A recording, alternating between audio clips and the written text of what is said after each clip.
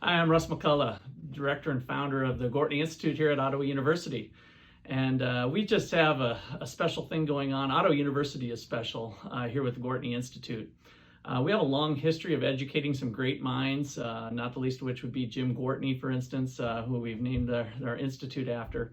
And we are looking to have alumni and supporters and participants incorporate economic understanding with their faith, their careers, into their communities, vocations, and personal lives. So a real wide-reaching approach. I think that's evident by our adding on our philosophy professor, Dr. Justin Clark. We have a team here at the Gwartney Institute, two graduate assistants, an undergraduate scholar, along with our three professors. So we can really hit a wide range of people in different places doing different things. We have a Faith and Economics podcast that reaches people around the world. That's put out every Monday. And we started here in Kansas with our Ottawa campus and now are expanding to our Arizona campus as well as our online students. Through the generous gifts of the Menard family, we can have a robust offering of student programs of a variety of different ways. So we look forward to the future here with Gwartney Institute. Hi everyone, my name is Peter Jacobson. I'm the Gwartney Professor of Economic Education and Research here at Ottawa University. This is my first year and I'm excited about a lot of the things we've been doing this year. From an education standpoint, we've been doing some student programs, and so we've been working on a PPE League, which is Philosophy, Politics, and Economics, where we're helping students to compete on big and important ideas in the realm of philosophy, politics, and economics. We've also created several book clubs, including one on Bitcoin, which is a hot topic for students to understand, and really even deeper than that, the creation of money. From a research perspective, the Gwartney Institute is constantly trying to put out important research in the areas of freedom, justice, and flourishing, which are central to the Gwartney Institute's mission. Hi, I'm Dr. Justin Clark, and I'm the Menard Family Professor of Philosophy and Ethics here at Ottawa University in partnership with the Gwartney Institute. In addition, I'm also lead faculty in Philosophy, Politics, and Economics, PPE, which is a new major that we are excited to offer here at Ottawa University, which started this fall. As you know, the Gwartney Institute is committed to freedom, justice, and flourishing, and PPE as a major, which studies philosophy, politics, and economics, is an interesting way to explore the way these three topics relate with each other. So I'm really excited that we are able to offer an opportunity for undergraduates to see how issues in politics and economics relate to each other, and how each of these subjects have questions that can be answered through the study of some deeper philosophical questions. The problems in our culture are real and can seem overwhelming at times. As you've heard, the future is bright for the Institute as we educate students about the ideals of freedom and justice and its impact on human flourishing.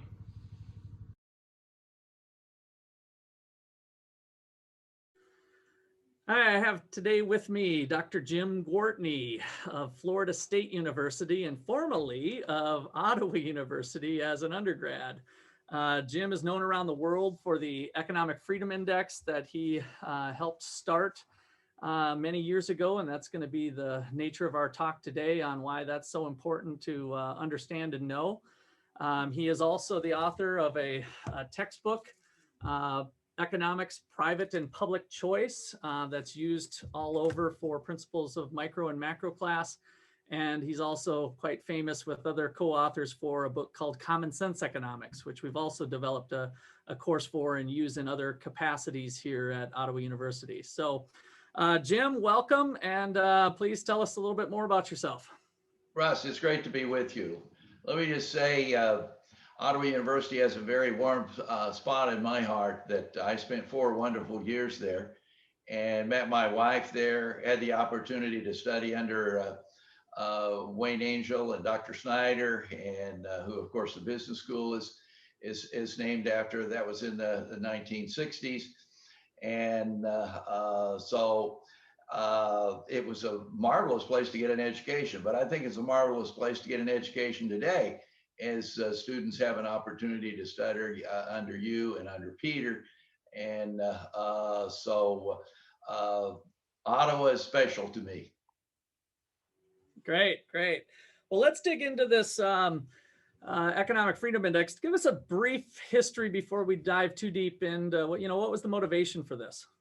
Well, really, the origins of it go back to Mount Pelerin Society meeting. That's a group of international economists in Cambridge, England in 1984. And the theme of a session at that particular meeting was George Orwell right? And out of that came the desire to make it a distinction between political democracy and economic freedom, because a number of people were pretty much saying, hey, as long as you got democratic institutions, that's all you need in terms of economic freedom. And that was a major objective, was to come up with a major measure that is going to make that distinction between political freedom and economic freedom. All right, great. Well, let's jump right into what economic freedom is. I'm going to share the screen here with some PowerPoints and tell us a little bit more about what economic freedom is. Well, economic freedom is, we think of it as having four cornerstones, and the four cornerstones of economic freedom are personal choice, individuals making choices for themselves. Secondly, voluntary exchange. Thirdly, openness of markets, freedom to enter in and compete in markets. And then finally, the fourth cornerstone of being protection of people and their property from aggressors. In fact, we essentially think of economic freedom as people are allowed to make choices about what they're going to do with their life in terms of production, in terms of consumption, and free to trade with others, as long as they do not harm the person or property of another. So sort of self-ownership could be thought of as the centerpiece of economic freedom. And part of it is help the readers and listeners to this of what political decision-making versus private decision-making. Yeah, to a degree, one could think of the economic freedom of the world measure as a measure to the extent that various countries rely upon markets rather than political decision making in order to allocate goods and resources. So it's really, and of course, this is an issue which was hotly debated for years and years, and certainly was hotly debated in the late 1980s and early 1990s when we were developing this measure, and it's hotly debated today. So we wanted to move that debate, Russ, away from people, talking past each other and making statements which may or may not be true, to develop a measure of economic freedom where we could look at countries across the spectrum related from, say, a low degree of economic freedom and primary political reliance upon political allocation to a high degree of economic freedom and high reliance upon markets, and then look at the evidence. So essentially, we perceived of it as to be a scholarly device which would allow us to empirically investigate a number of these important debates. Okay, great. Well, I'm putting up the slide here now. Tell us about the objectivity of the index and how it's doing its thing to make these measurements. Well, essentially, we wanted the index to be both highly objective and fully transparent.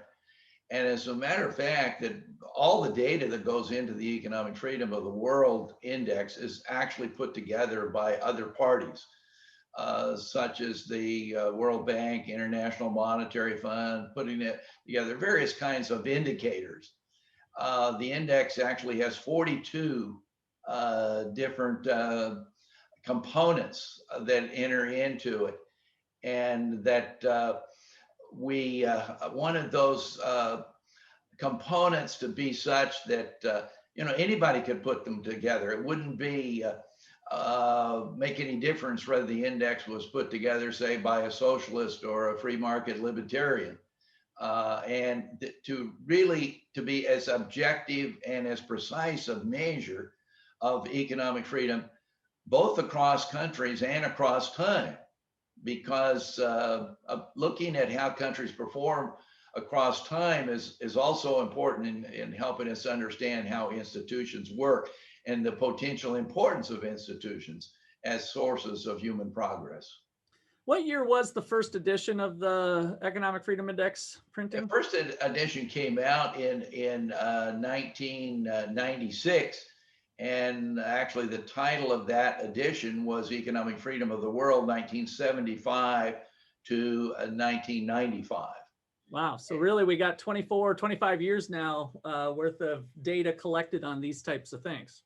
That's right. And we have the data that went back to 1975 in that very first edition only covered about 50 countries. But now we have data for a little more than 100 countries from 1980 forward.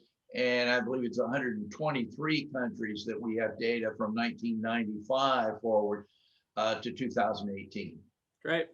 Well, I have up here the 5 areas. Can you walk us through the 5 areas that get this number associated with them and then ultimately get compiled down to this single number reflecting a measure of economic freedom? Right. We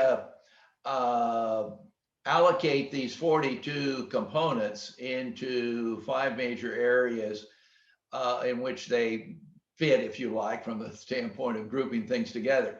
And the 5 areas are size of government, and some of the components in that area would be things like government expenditures as a share of GDP, how high your tax rates are, how high government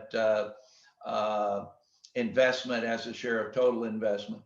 Second area being the legal structure and protection of property rights. And here the legal system comes in. How independent is your legal system from the political, the executive and legislative, the political branches, and the importance of rule of law and protection of property rights and enforcement of contracts. There's 10 or 11 components that come into that area. And we also make an adjustment in this legal area for the fact that there are some countries where essentially you have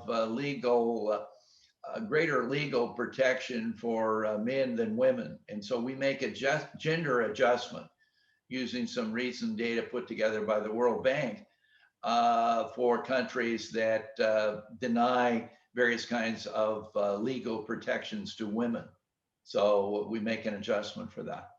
So with all of these areas, and we got still 3 to go, but I'm thinking when students are listening to this, that do we have the economy more in government hands or private hands is kind of the idea. So the size of government being, if the government's taxing a lot, that's less money that you have to spend on things. And if the government's legal system is such that you're not able to do a lot of things at your will, then you have less freedom. Is that the idea as we work through the last 3?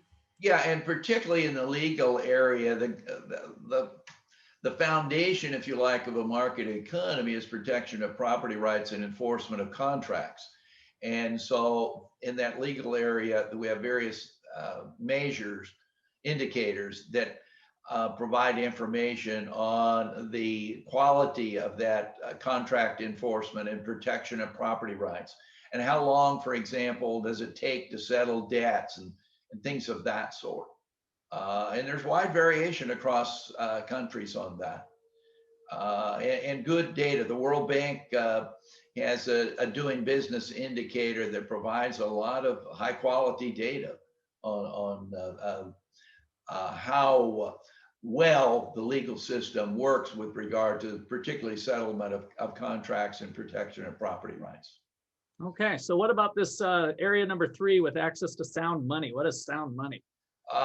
Basically money that maintains its value across time periods, that you can count on the fact that, of course, money is absolutely crucial to the exchange process.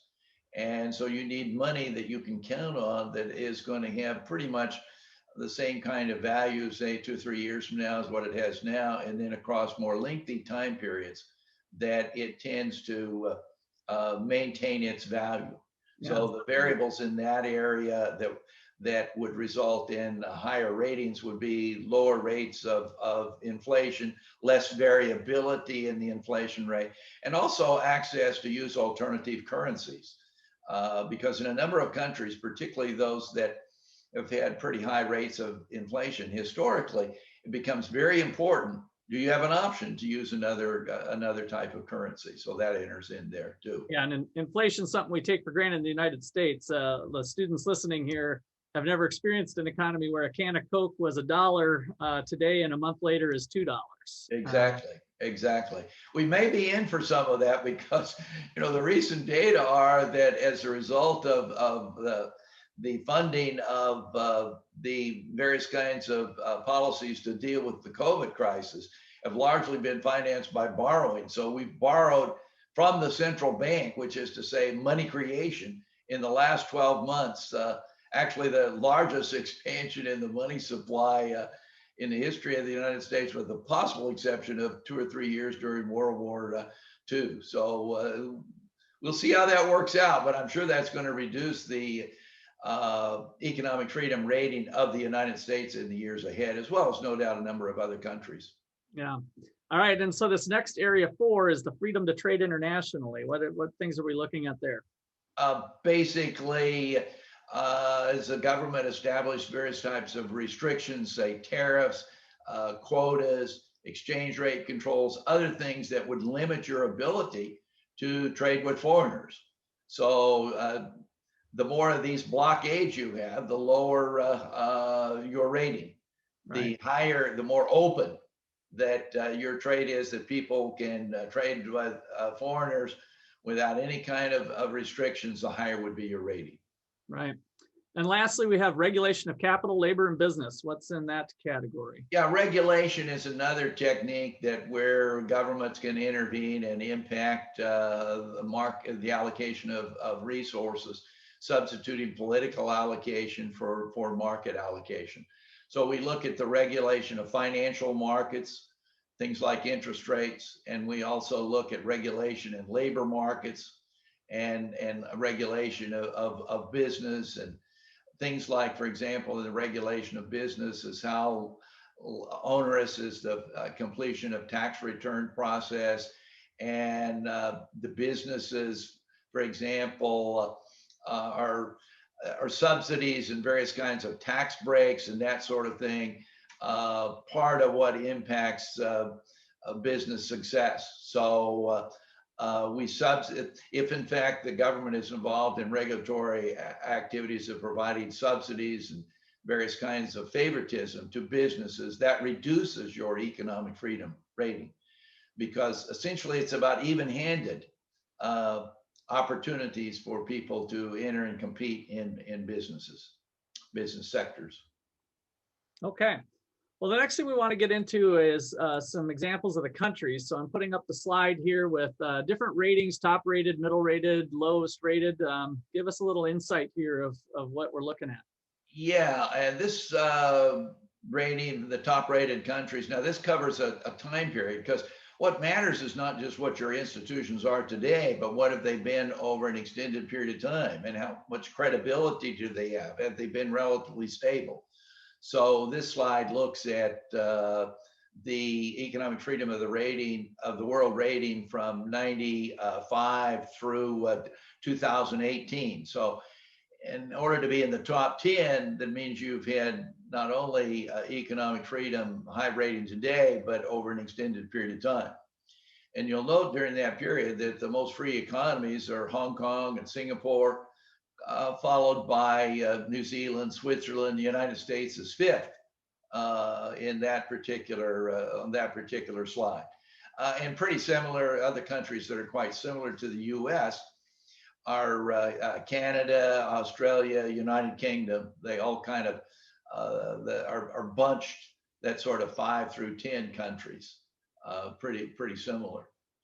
And then there's a set of economic freedom ratings for countries ranging from what I think 11 on down through the 94, as you sort of move into, they would be thought of as the middle group. And you'll note kind of at the top of the middle group there, what you have countries like Germany, and I don't know, Denmark is in that group. I'm not sure whether Denmark's on this slide or not. And as you move on down, among the sort of Western European countries, Italy and France rank further down, well below, for example, even the Scandinavian countries and certainly the United Kingdom. And then going on down below that, you run into Russia and China that are large countries in that middle group. And Mexico, I think, is ranks below France and Italy, but higher than Russia and China. Yep. I don't know. Did I get the ordering right on those? Russ, I don't remember whether Yeah, you did pretty good. You did pretty good. So students, if you haven't noticed, Jim has a little bit of a seeing problem. Maybe this would be as good a time as any to talk about this rating started in 1995. When did you start having some seeing problems, Jim? I not only have some seeing problems, Russ, I'm blind. So, but I basically have glaucoma, and it started in the early 90s, and my sight was very limited from 2000 on. And by 2006 or so, I pretty much lost all of my sight. But there's a lot of worse things than being blind.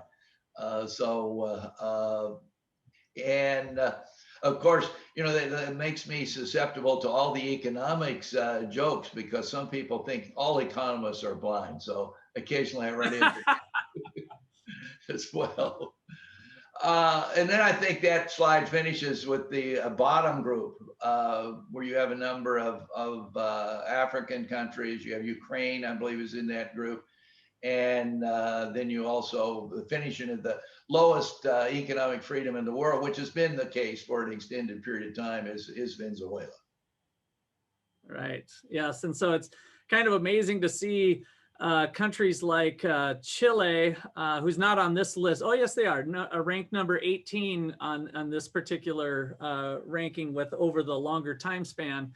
Right next door, you've got Argentina and Venezuela are down in South America, and they're rated much differently. And so some of the outcomes that we're going to be looking at was here you've got two countries that are in a similar climate, same continent, but yet are going to have some dramatic differences in how they were set up and what's happening within the country.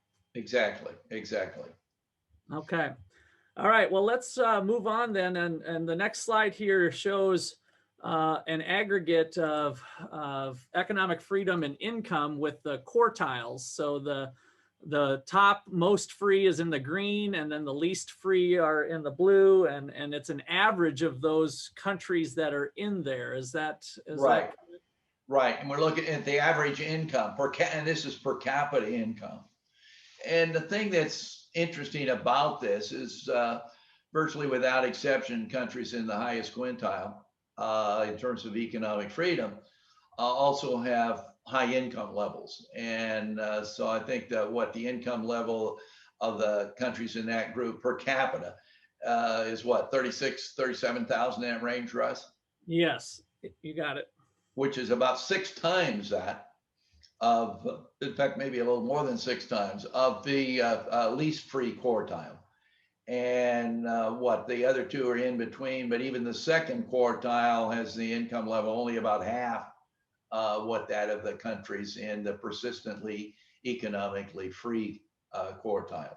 So, I mean, part of the debate, of course, for years has been, hey, how does economic freedom, or how do market economies perform relative to economies that are more directed by government?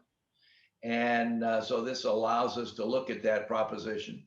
Essentially, the evidence suggests that the persistently economically free, or countries that rely more on markets, less on the political process, achieve more rapid growth and higher income levels. And not just a little, substantially higher income levels, as evidenced by this quartile analysis.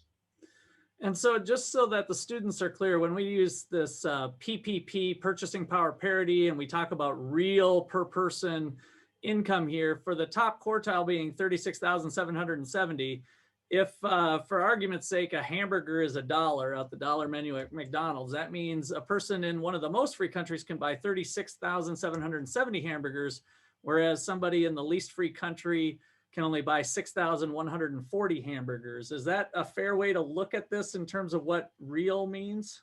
Absolutely. It's adjusted for price differences in this case across countries. And Russ, I'm worried about you thinking about your diet being entirely hamburgers. I think you ought to broaden out. Yes, that and pizza tends to come up in the classroom quite a bit. I'd like to say it's for the students' benefit, but it might be for mine just as well. So, okay, right. All right, our next slide from your textbook here looks at poverty. It mentions extreme and moderate poverty. What are we looking at here? The World Bank defines extreme poverty as essentially an income level of $1.90 a day or less, a little less than $2 a day. So that would be roughly 750 annual income. And moderate poverty is $3.20 a day. So that would be something in the neighborhood of 14,000 in terms of annual income. So we look at the, again, by quartiles, what the extreme poverty rate is and the moderate poverty rate by quartiles of countries. And you'll note in the most free that basically less than 1% are in both the extreme poverty rate and the moderate poverty rate. So very few people who are, now this poverty criteria that I mentioned that the World Bank is using, of course, is different than the criteria we use for for poverty in the United States. So we don't want to be confusing with regard to that. But in terms of number of people living on less than $1.90 a day in the high income developed countries, such as the United States, that are economically free, that those countries, the poverty rate's less than 1%, both the extreme and moderate. And you can look at the other extreme, where in the bottom quartile of the least economically free group of countries, which we looked at a number of them in the previous slide, that there you have the extreme poverty rate is around 26% average in those countries. And the moderate poverty rate is 46%. So again, huge differences. So this is consistent with the view that essentially not only the more economically free countries have higher income levels, but that's across the board. And as a result, the low income people are much also better off in the more economically free countries, as evidenced by the substantially lower poverty rate. So essentially you have economic freedom impacting not only income, but also poverty. Yeah, and in a substantial way. And so just to recap for the students here, again, the $3.20 a day is in that real purchasing power. So if we think about, I can buy 3.2 hamburgers a day versus somebody in the more free countries being able to have, of course, much more than that. That's what they're living off of. Right. Exactly. And we've got 46%. That's half the nation in that moderate level in the least free. That's very striking. That's right. And actually, the poverty rate, we have pretty good, the World Bank has pretty good poverty rate going back to 1980. And while these data are across countries and across economic freedom, there's also been a pretty significant increase, particularly among a number of developing countries in economic freedom over the last 2 or 3 decades. And the poverty rate has gone down. If we looked at those figures across time, the poverty rate has gone down very substantially. If we had done this slide, and we, as a matter of fact, have put the data together, that the poverty rate in the least free group in 1980, Russ, the moderate, the poverty rate would have been around 90%, and the extreme poverty rate around 70% in 1980. So those 26 and 46% figures for the moderate and the extreme poverty rate are actually much lower than they were a couple of decades ago. Yeah, that's impressive, and certainly a good sign that this economic freedom business can really help save lives and lead to better human flourishing and better outcomes for countries. Exactly. All right, so then I want to look at life. So apparently, it looks to me like economic freedom saves lives here. We have life expectancy up. What can you tell us what's going on here? Yeah, exactly. I mean, sometimes economists, we get too hung up looking at income figures and even income figures as it relate to low income status, such as the poverty rates. But what about other indicators of quality of life? And so we've looked at a number of them, but certainly one factor that impacts the quality of life is what life expectancy can you expect? And again, looking at this for the economically free countries relative to those that are less free. And in the economically free countries, that you can expect a life expectancy of around 79 years, just under 80. Whereas in the least free countries, that life expectancy is about 15 years less than that, 64 something. Now that's 15 years, which obviously that's a big difference, but it's also the difference between grandparents getting to know their grandchildren and not getting to know your grandchildren. So when you live into the 60s and 70s, that you're going to have the opportunity to have some interaction and getting to know your grandchildren. So when you live in economically free countries, a bulk of the people will have that opportunity, but not so in less economically free countries. Yeah. Other indicators, kind of the same type of thing. We also look at more child mortality rates. They're lower in the economically free countries. Uh, uh, literacy, illiteracy is at a lower level in the economically free countries than the less economically free countries. So it's not just money, but it involves a number of factors that are indicators of quality of life, the kinds of life that we have the opportunity to live. Right. And it's always tough to disentangle these things, but certainly these more free countries tend to have higher incomes, better healthcare. That's why we get some of these lower infant mortality rates. And the data that you've collected over time is just amazing to really show that these different types of institutions really make differences, not just in one particular year, but over a long period of time. Exactly. All right, great. So let's see. I want to kind of lead to some closing comments now. Maybe before we do, I thought equality is kind of a big buzzword now, and when we look at equality of countries, what's been happening over time? Your research, we didn't have a slide up for this, but equality of country incomes over time, are they diverging? Are the rich countries getting richer because they're exploiting the poor countries, or what's going on with income across countries? Well, the last 50 years, Russ, I like to refer to as the transportation communication revolution, as a parallel to sort of thinking about the Industrial Revolution. Everybody knows that, hey, the Industrial Revolution, a number of countries broke out of the Malthusian trap where most everybody was trying to eke out survival types of incomes and began to grow. Well, the last 50 years have had actually even more rapid growth among the developing countries than in the last 50 years than was achieved in the 150 years for the high income developed countries following the Industrial Revolution. So as a result, in addressing your question, that means that actually income inequality throughout the world, if you looked at the world distribution of population, if you like, income inequality has declined and declined quite sharply, particularly since 2000. Actually, a sort of related study to that, working with Joe Connors and Hugo Montesinos,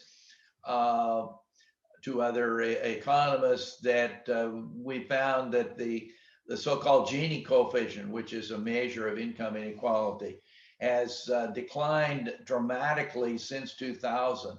And as a matter of fact, the income inequality across countries is about the same as it was 100 years ago.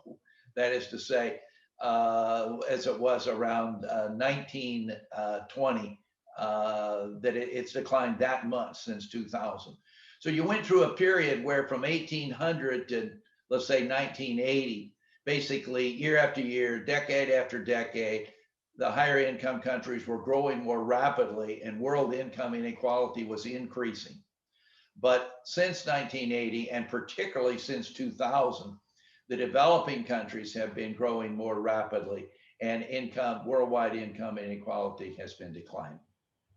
That is certainly interesting. And as we come to a close here, I just wanted to let the students know I started the Gwartney Institute because I was just amazed at what Jim has done as an Ottawa University grad. I have to always readily admit that I didn't know Jim Gwartney personally or otherwise before coming to Ottawa in 2011. And as you can see today, students, he's an amazing guy and has done some amazing things. And we certainly want to continue marching forward with Ottawa University, even long after you're gone, Jim, to continue helping to educate people on these important issues of economic freedom. So thank you for that. Well, thank you. And boy, Ottawa was not only a great place to get an education when I went there, it's a great place to get an education today.